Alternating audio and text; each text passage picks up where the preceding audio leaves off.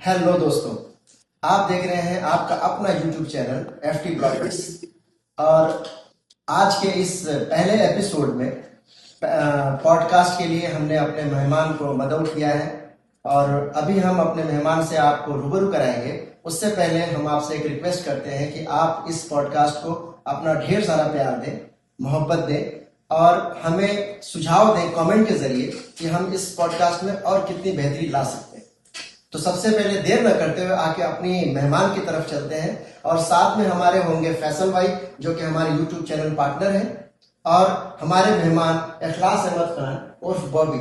किसी तारीफ के मोहताज नहीं है ये, लेकिन फिर भी इनके लिए थोड़ी सी ब्रीफिंग दे दूं कि ये हमारे सबसे अच्छे दोस्तों में से एक, हमारे मेंटोर भी रह चुके हैं, हमारे कैप्टन भी रह चुके हैं फ्यूचर पास्ट में, और आज जिस कंपनी में हम काम करते हैं उस कंपनी के हमारे मैनेजर भी हैं और काफी स्ट्रगल से भरी जिंदगी थी इनकी। आइए हम इनकी तरफ चलते हैं और आपका स्वागत करते हैं इस पॉडकास्ट में। बहुत बहुत शुक्रिया आपका।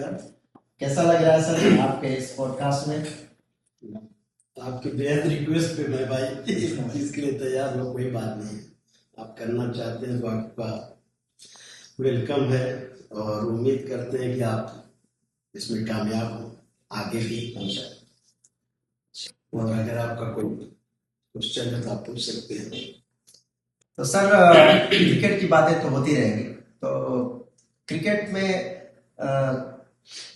क्रिकेट से पहले जो हमने यहाँ पे इस कंपनी में बहुत सारे दिन गुजारे हैं, तो हमें थोड़ा सा क्यूरियोसिटी हो रही है कि क्या ऐसी क्या जरूरत पड़ गई कि आपको सऊदी आना पड़ा, जबकि आपकी जो इनिशियल स्टडी थी बहुत ही शानदार थी, बहुत ही जबरदस्त थी।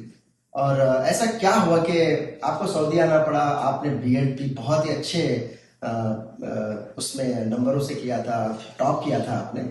तो सऊदी आने का क्या चक्कर था? जरा सा कुछ उसके बारे में छोटी सी ब्रीफिंग दीजिए, फिर क्रिकेट की तरफ बढ़ते हैं। ऐसा कोई सऊदी आने का कोई ऐसा वो नहीं था। मैं अपना इसका कभी सोचा भी नहीं था कि सऊदी आएंगे। वो तो स्टडी मेरी अच्छी चल रही थी और बेहतरीन था पढ़ाई का सब कुछ, और मैंने ट्राई भी किया वहाँ पे। फिर उसके बाद मतलब जब उसमें वो हमको लगा कि इसमें बहुत ज़्यादा स्कोप नहीं है और टीचिंग में था, लेकिन टीचिंग की तरफ मैं जाना नहीं चाहता था, तो मैंने अपनी फील्ड चेंज की और फिर से कंप्यूटर लाइन में गया। उस वक्त उसका बहुत ज़्यादा स्कोप था, स्टार्टिंग थी उस वक्त तकरीबन ये 2001 की बात है, 99-2000।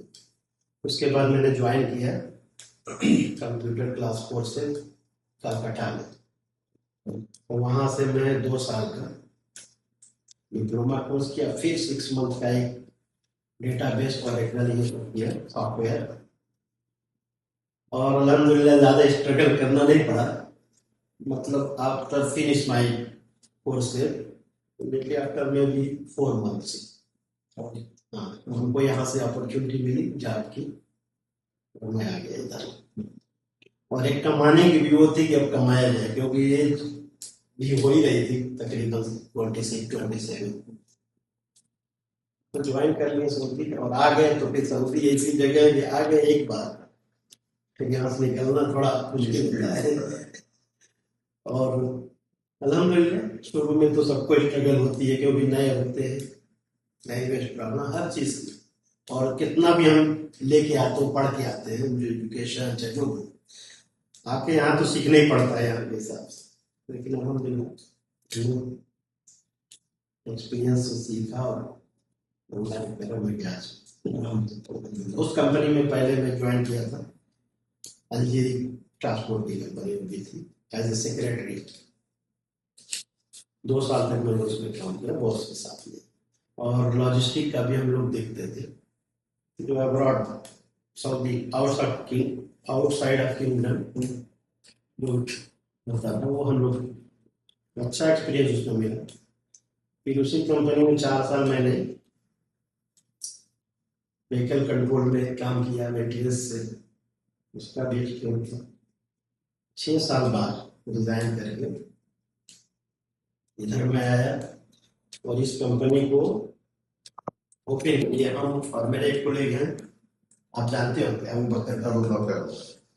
2 गाड़ी जो से हम लोग ये कंपनी स्टार्ट किए एक छोटी सी जगह से, और काफी मेहनत हुई। अल्हम्दुलिल्लाह आप जानते हैं कि मोर देन 100 व्हीकल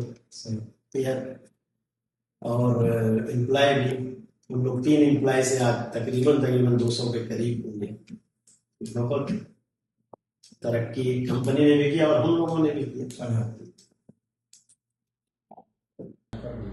इकलास भाई, हमारे जहन में एक सवाल आ रहा है कि आपके क्रिकेट कैरियर में आपको कौन सा बैट्समैन सबसे भरोसेमंद लगा, जिस पे आपको पूरा 100% कॉन्फिडेंट होता था कि हम जिस भी नंबर पे इनको भेजेंगे ये हमें मैच जीता के देंगे।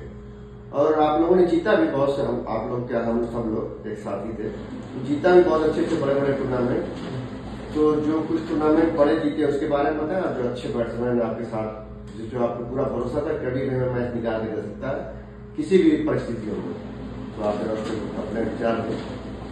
अच्छे थे और रिजू भाई भी अगर चले जाते थे, सही बात, और अगर वल्ला चल जाते थे तो फिर किसी की जरूरत पड़ती नहीं, किसी को नहीं पड़ती। सही बात। और कितने जल्दी वो मार देते तो 50 पता भी नहीं चलता था। कोई भी बॉलर बहुत लॉन्ग हिटिंग होती थी, बहुत बेहतरीन। उन्होंने कितनी 50 मारी होगी हमारे ख्याल से अपनी टीम में कोई और, लेकिन जहां तक भरोसेमंद की बात है, मतलब बहुत ही मुश्किल अगर कंडीशन है फिर भी उसमें मेरे को इम्मू भाई जो है वो काफी भरोसेमंद है। कैसी भी सिचुएशन होती थी उनको विकेट ज्यादा देते, बहुत प्रेशर है टीम पे, वो खड़ा हो जाता था बंदा और हिट भी कर सकते, स्ट्रोक भी थे उनके पास, डिफेंस भी अच्छा था और फामी भी ठीक थे। लेकिन मैं समझता हूँ इम्मू जो है बहुत से मैचों में ऐसी सिचुएशन में 1 डाउन 2 डाउन में जाके वो और बहुत टीम को मतलब निकाल लेते थे मुश्किलों से। तो पर्सनली तौर पर मुझे भी बहुत पसंद था वो बैट्समैन। तो उसकी जो स्टाइल जो थी, क्लास बहुत शानदार। नहीं, उनका बहुत अच्छा था और काफी भरोसेमंद थे। आउट ऐसा नहीं गए और तुरंत चले आया। नॉर्मली लोगों में हो जाता है, कभी आउट हो जाते हैं, कभी रुक जाते हैं, लेकिन उसको स्टेबल करके खेलते थे। थोड़ा खास